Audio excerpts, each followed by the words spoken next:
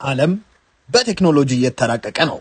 ታዲያ የእናንተስ ልጆች ለምን ይቅርባቸው ብለን በአይነቱ ለየት ያለውን የልጆች ስማርቶች ይዘንሎት መጥተናል።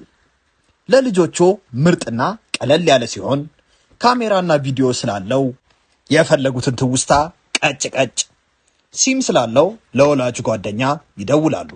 እንዲሁም ወላጆች ልጆቻቸው ያሉበትን ቦታ በጂፒኤስ ሲስተሙ ቅልብጭ አድርጎ በስልካቸው የሚያሳይ እንዲሁም ልጆቹ በሰዓቱ ላይ የሚያሳልፉትን ጊዜ በስልኮ መመጠን የሚችሉበት በአደጋ ጊዜም በቀላሉ አንዴ ብቻ በመንካት የሚደውሉበት የተለያዩ ጨዋታዎችም ያካተተ በመሆኑም ልጆቹ ይደሰቱበታል። በትምህርት ጊዜም ስኩል ሞድ ስላለው ትምህርታቸውን ሳይዘናጉ ይከታተሉበታል። ታዲያ የእናንተ ልጆችስ ለምን ይቅርባቸው? ደግሞ ለልጆቹ ሲያንሳቸው ነው። ዋጋው ኪስ የማይጎዳ ይደውሉ፣ ያሉበት እናመጣለን። ለዋጋና ለበለጠ መረጃ ቴሌግራማችንን ተረት ተረት ቶይስ ብለው ይቀላቀሉ። ከዕለታት አንድ ቀን ራቅ ባለ ስፍራ ላይ አንድ ግዛት ነበረ። በጥበብ የታወቀ ንጉስም ነበር። ሁሉንም አዋቂ ነው። እናም ሁሉንም ሚስጥር በንፋስ እንደሚደርሰው ይታሰባል። ምንም ነገር ከሱ አይደበቅም። ፒተር የሚባልም ታማኝ ሰራተኛ ነበረው። መልከ መልካምና ጥሩ ልብ ነበረው።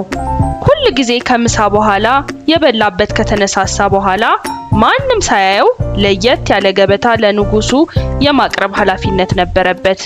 ምን እንደሆነ ራሱ ፒተር አያውቅም። ፒተር፣ ለየት ያለውን ገበቴን አምጣልኝ እና አስታውስ፣ ምንም ቢፈጠር እንዳከፍተው። እሺ ክቡርነቶ። ፒተርም ያንን ገበታ አቅርቦለት ክፍሉን ለቆ ወጣ። ንጉሱም ማንም እንደሌለ ካረጋገጠ በኋላ ገበታውን ይከፍተዋል። ይህ ለረጅም ጊዜያት ቀጠለ። ታዲያ አንድ ቀን ጠረጴዛውን የማጽዳት ስራ ለፒተር ሲገጥመው ጉጉቱ አሸንፎት ገበታውን ይዞ ወደ ክፍሉ ሮጠ። ክፍሉም ሲደርስ ፒተር የገበታውን ክዳን ከፈተ። ነጭ እባብ ገበታው ላይ ተኝቶ ተመለከተ። ለመቅመስም በጣም ፈለገ። ትንሽ ቆርሶም አፉ ውስጥ ከተተው።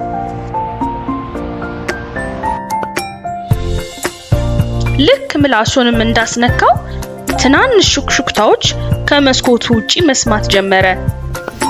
በሰው እንዳይያዝም ፈርቶ ወደ መስኮቱ ተጠጋ። ነገር ግን ያየው ሁለት ድንቢጦችን ነበር። ዋው! እንዴት ያለ ፀሐያማ ቀን ነው!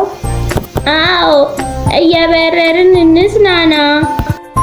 ከዚያም እባብን መመገብ እንስሳትን የመረዳት ኃይል እንደሰጠው አወቀ። በዚያም ምክንያት ነው ንጉሱ በጣም ብልጥ የሆነው። በዛች ዕለት ንግስቷ የሚያምረው ቀለበቷ ጠፋባት። ጥርጣሬዋም ወደ ፒተር ዞረ። ምክንያቱም በቤተ መንግስት ሁሉም ክፍል መግባት የሚችለው እሱ ብቻ ነበር። ንጉሱም ፒተርን ሲያየው በንዴት አስፈራራው። እስከ ነገ ድረስ ሌባውን ካላገኘኸው ያንተ ጥፋት ሆኖ እርምጃ ይወሰድብሃል። ምንም ጥፋት እንደሌለበትም ከመናገሩ በፊት ራሱን ከዚህ ችግር ስለሚያስወጣበት መንገድ አሰበ። ቤተ መንግስት ባለ ሐይቅም ሲያቋርጥ ሁለት ዳክዬዎች ስለሄዱበት ቦታዎችና ስለበሉት ምግብ ሲያወሩ ሰማ።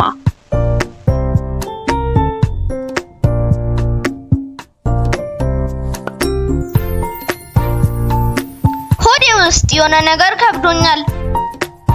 ዛሬ ጠዋት የንግስቲቱ መስኮት ላይ የተቀመጠ ቀለበት በላው። ፒተርም በደስታ አንገቷን ይዞ አንጠለጠላትና ወደ ኩሽና ይዟት ሄደ።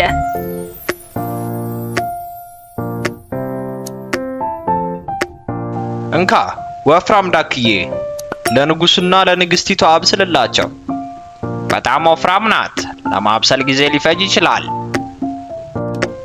ሁሉም ነገር ፒተር እንደፈለገው ሆነ።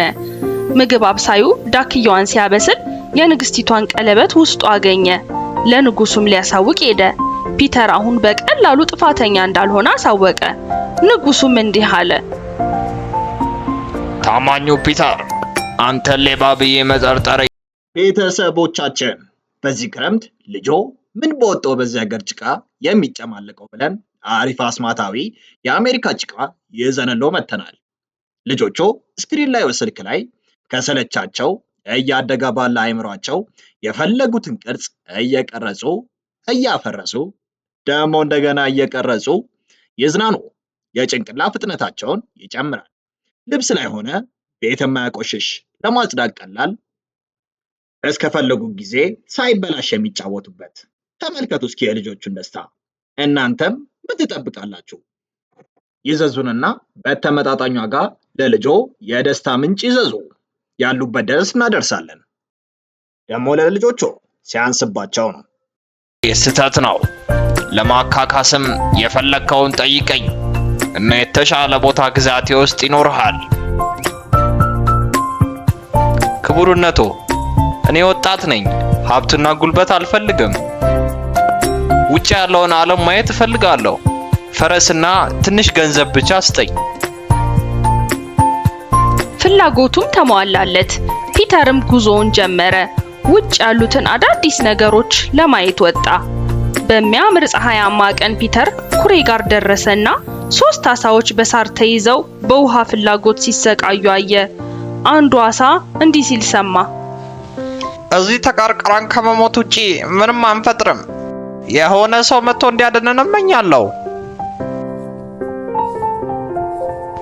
ፒተር መልካም ልብ ስለነበረው ከፈረሱ ወርዶ አሳዎቹን ከሳሩ አላቀቃቸው። አሳዎቹም ተጠግተው እንዲህ አሉት። መልካም ሰው ነህ፣ ሁሌ እናስታውሳለን። አንድ ጥሩ እርምጃ ሌላ ጥሩ ይገባዋል። ትንሽ ቆይቶም ከዳገቱ በላይ ሲደርስ ከእግሩ ስር ድምጽ የሰማ መሰለው። በጥሞና ሲሰማም የጉንዳን ንጉስ ሲያማርር ሰማ። ምን አለ እነዚህ ትልቅ አውሬዎች ባይጨፈልቁን። ይሄ ጅል ፈረስ ያለ ርህራሄ ህዝቦቼን ጨፍልቆ ጨረሰብኝ እኮ። ጉንዳኑንም ላለመጉዳት የፈረሱን መንገድ ለውጦ ሄደ። የጉንዳኑም ንጉስ እንዲህ አለው። እናስታውሳለን መልካሙ ሰው፣ አንድ ጥሩ እርምጃ ሌላ ጥሩ ይገባዋል። በሌላ ቀንም መንገድ ወደ ጫካው ሲወስደው 2 ቁራዎች ጎጇቸው ላይ ተቀምጦ አየ። ልጆቻቸውንም ሲገፈተሩ ተመለከተ። አባትየውም በንዴት ልጆቹን እንዲህ አለ። ከዚህ ውጡ እናንተ ጥቅመ ቢስ ፍጥሮች! ከዚህ በላይ ምግብ ልናገኝላችሁ አንችልም። አሁን አድጋችኋል። የራሳችሁን ምግብ ማግኘት አለባችሁ። ምስኪኖቹ ሕፃን ቁራዎችም መሬት ላይ ተፈጥፍጠው ክንፋቸውን እያውለበለቡ አለቀሱ። ምንም የማንፈለግ ቁሮች ነን። ራሳችንን ለማኖር እንኳን መብረር አንችልም። እዚህ ቁጭ ብለን ከመራብ ውጪ ምን እናደርጋለን? ፒተርም ፈረሱን መስዋዕት አድርጎ ለነሱ ምግብነት ሰጣቸው። ተጠግተውም ረሃባቸውን አስታገሱ። ሁሌም እናስታውሳለን። አንድ ጥሩ ዞር ሌላ ተጨማሪ ይገባዋል። አሁን ደግሞ እግሮቹን መጠቀም ነበረበት። ረጅም ጉዞም ከጫካ ውስጥ ወጥቶ ወደ ተጨናነቀ ከተማ ደረሰ። መንገዱ ላይ ብዙ ሰዎች ነበሩ። መንገድ ላይ ያለውም ሰውዬ ጮክ ብሎ እንዲህ ሲል ነበር። የንጉሱ ልጅ ውሃ አጣች ትፈልጋለች፣ ግን እጆቿን የሚፈልግ ከባድ ፈተና ማለፍ አለበት። ፈተናውን ከወደቀ ሕይወቱን ይከፍልበታል።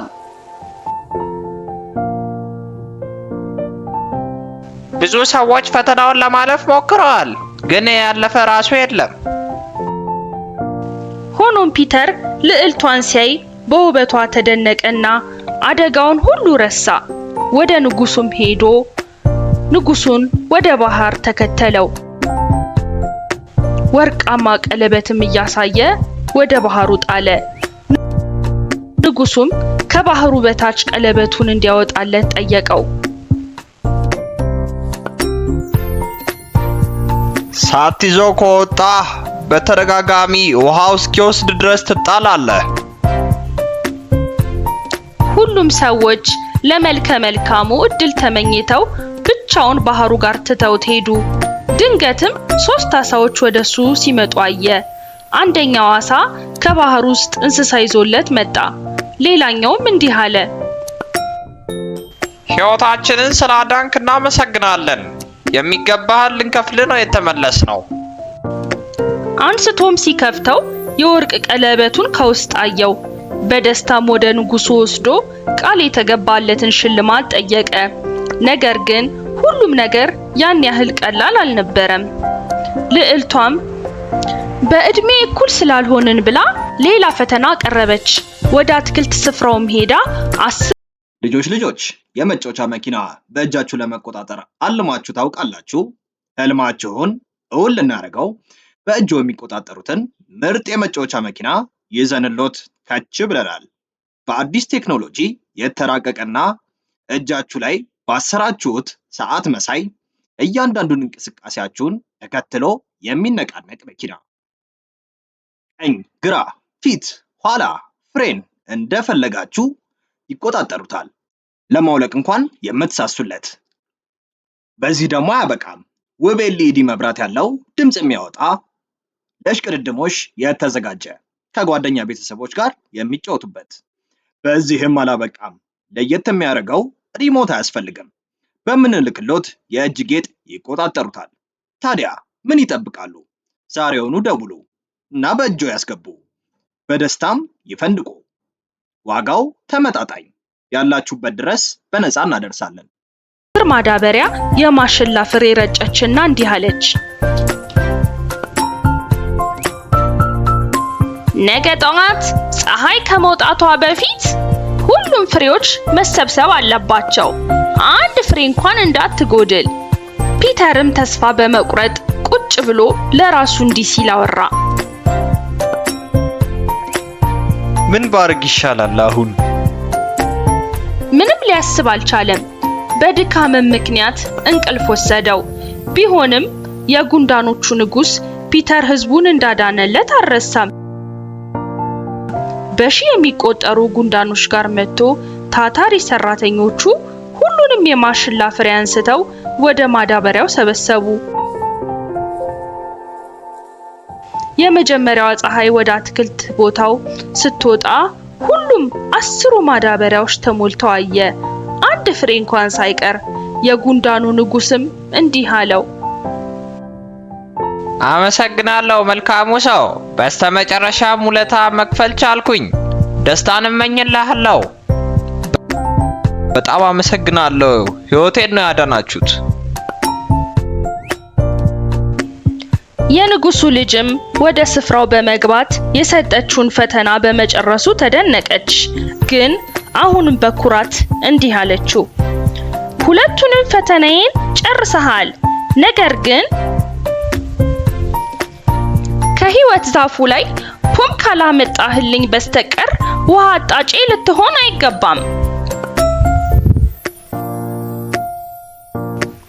ፒተር ስለዛ ፖም ምንም የሚያውቀው ነገር አልነበረም። እግሮቹ ምንም ያህል ጫካ ለጫካ ቢንከራተቱ ምንም ማግኘት ተስፋ አልነበረውም።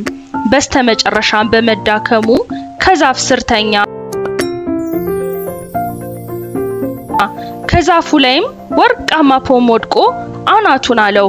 በዛ ጊዜም 3ቱ አሞራዎች እንደዚህ አሉት፣ እኛ ከረሃብ ያዳንከን 3ቱ አሞራዎች ነን።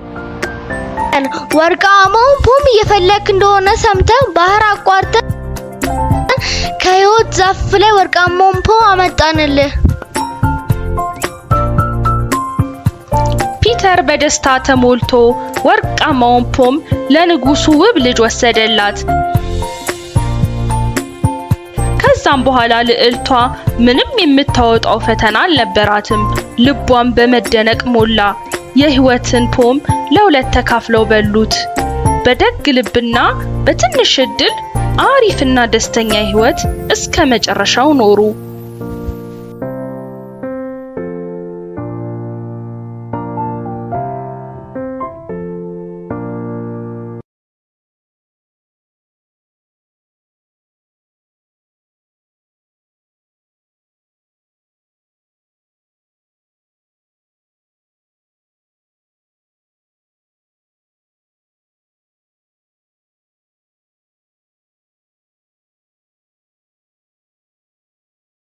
ልጆች ራሳችሁን ወደምትወዱት ሱፐር ሂሮ ለመቀየር ዝግጁ ናችሁ? እኛም ለእናንተ ስንል የምትወዷቸውን የስፓይደርማንን፣ ሀልክን፣ ባትማንን ሙሉ ልብሶች ከነጭንብላቸው ይዘንለው መጥተናል። በተጨማሪም የተለያዩ የሥራ ልብሶች ከነ ሙሉ ዕቃቸው እንደ ዶክተር፣ ወታደር፣ ፖሊስ፣ ፓይሬት፣ ኧረ ምን የቀረ አለ? ብቻ እናንተ ይደውሉ። እኛ ለእናንተ ደስታ ህልሞን በቤቶ እናደርሳለን። በተመጣጣኝ ዋጋ ይደውሉ።